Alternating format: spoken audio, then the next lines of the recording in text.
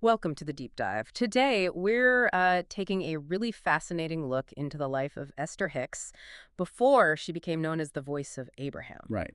Before all the fame. Exactly. Our mission here is to sort of unearth those key moments, the struggles, the maybe serendipitous encounters that shaped her from, well, an ordinary woman into this quite extraordinary spiritual messenger. Mm-hmm. We're using excerpts from Esther Hicks' Genesis of a Spiritual Channel. So biographical stuff, interviews, historical bits, to really try and paint a full picture for you. And I think what's really compelling here is how someone's seemingly, mundane beginnings, the challenges they face, can actually lay the groundwork for something profound, something unexpected. Yeah, those aha moments about resilience, maybe. Precisely, and it really speaks to personal transformation, I think. Okay, so let's dive in. Where does her story begin? We're talking Colville, Utah, right? Born March 5, 1948. That's right, Esther Weaver then.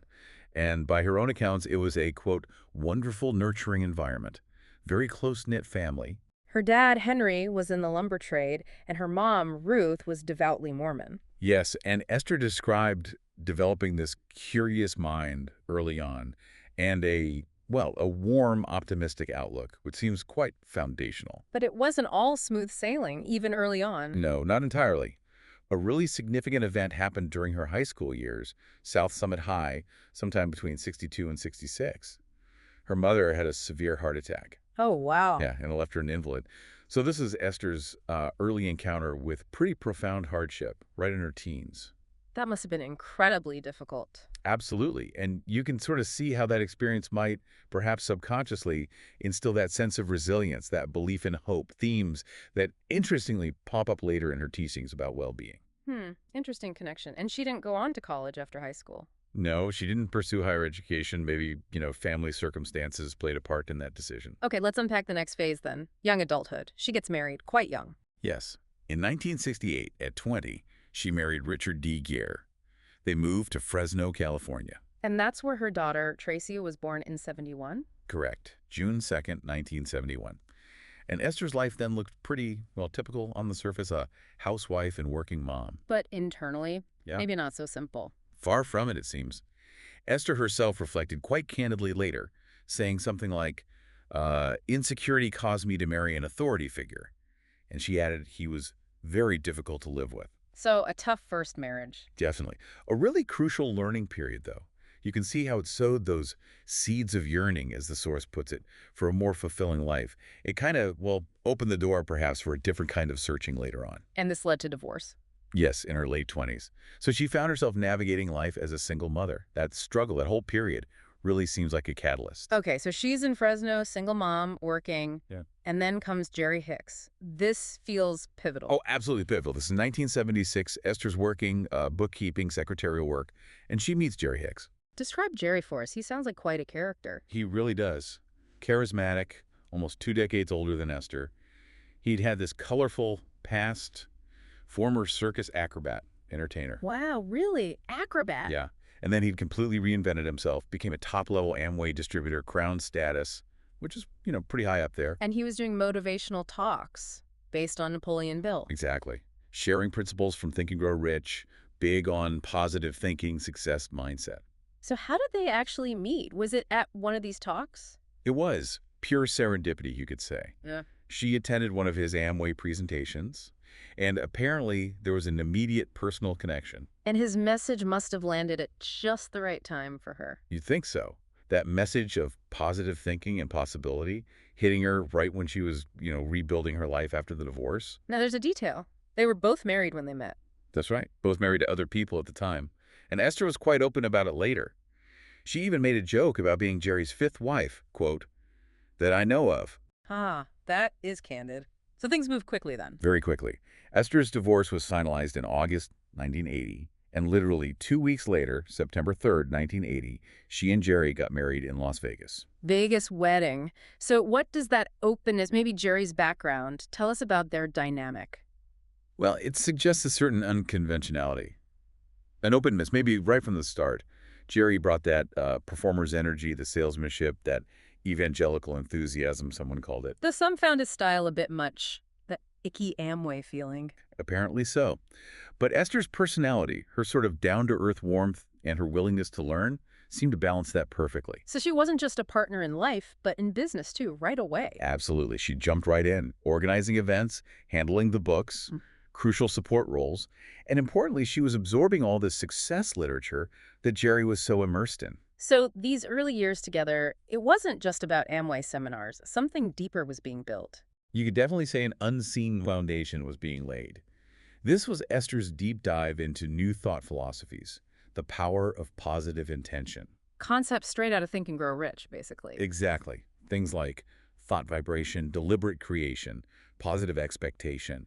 She was getting steeped in these ideas that would soon resurface, but, in a much more mystical context. Right, because despite all this positive thinking stuff, she wasn't initially drawn to the, let's say, more out there spiritual side. Not at all. She described herself as having had no unusual spiritual experiences before Jerry.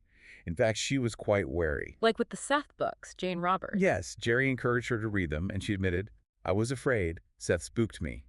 These channeled texts about non-physical entities were pretty radical for her at the time. So what changed? How did she get past that fear? Well, it seems like love, curiosity, and Jerry's gentle persistence played a big role. They had these tickle my feet reading sessions, apparently, making it feel safer, cozier. Slowly, she warmed up to these esoteric ideas, the empowerment messages within the Seth material. And then came the session with Sheila and Theo. That sounds like the real turning point. It really does. Friends introduced them to Sheila, who channeled an entity named Theo. And during their session, Theo made this startling prediction What was it? that Esther's own spirit guide was about to make contact, and Theo urged them to start meditating regularly. For someone who was spooked by Seth, that must have been huge. Astonishing, you'd imagine, and incredibly compelling. It pushed them to actually try meditating seriously. Which led directly to the first contact with Abraham. Exactly. Late 1985, they're meditating in their Phoenix living room. Esther, still maybe a bit skeptical, described this sudden onset. "Almost immediately, I was numb," she said. "Couldn't tell my foot from my nose." Yeah, this powerful energy washing over her. She said, "Something breathed me." That was her description. And then involuntary movements, sound. Like convulsing in ecstasy, teeth buzzing. It sounds intense. Very intense.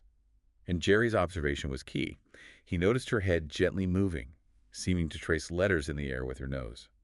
That was it. The very first communication. Abraham. Described by Esther as these loving non-physical teachers, a collective consciousness. But it wasn't like flipping a switch. It unfolded gradually. Very gradually, over weeks, months.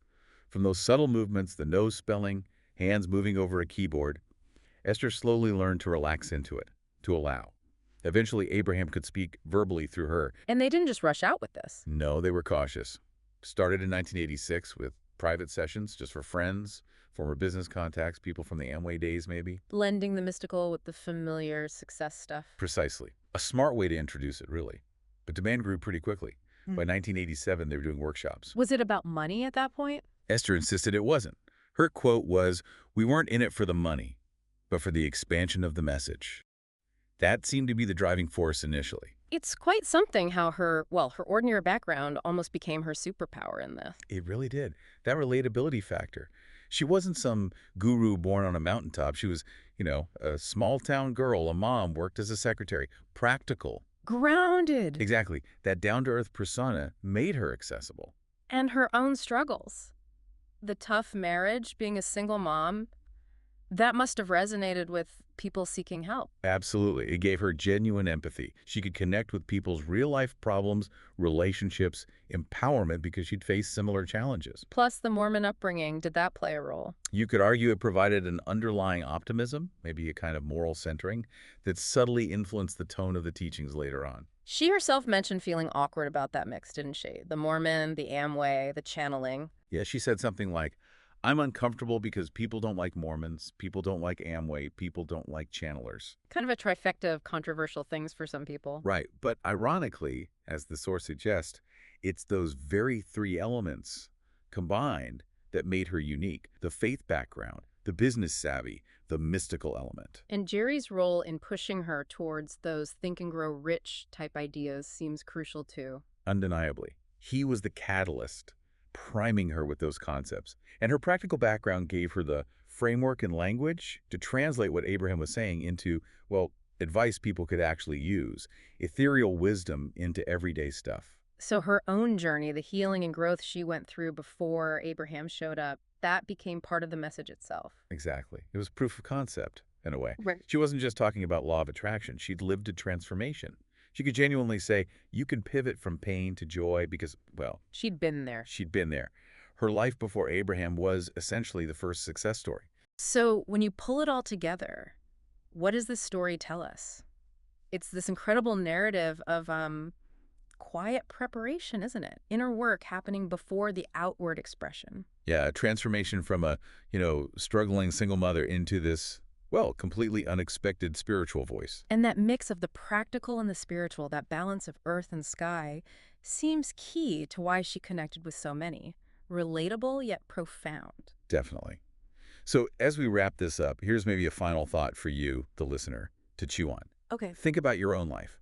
Those chapters that felt challenging, maybe even mundane or difficult, could they actually be the crucial ones? The periods that were quietly building your foundation, giving you the specific tools, the unique perspective for something unexpected down the line. Mm. How might past struggles be prepping you for future contributions? Exactly. How might they be preparing you, maybe right now, for your own kind of awakening, your own unique calling? Yeah. Something definitely worth mulling over.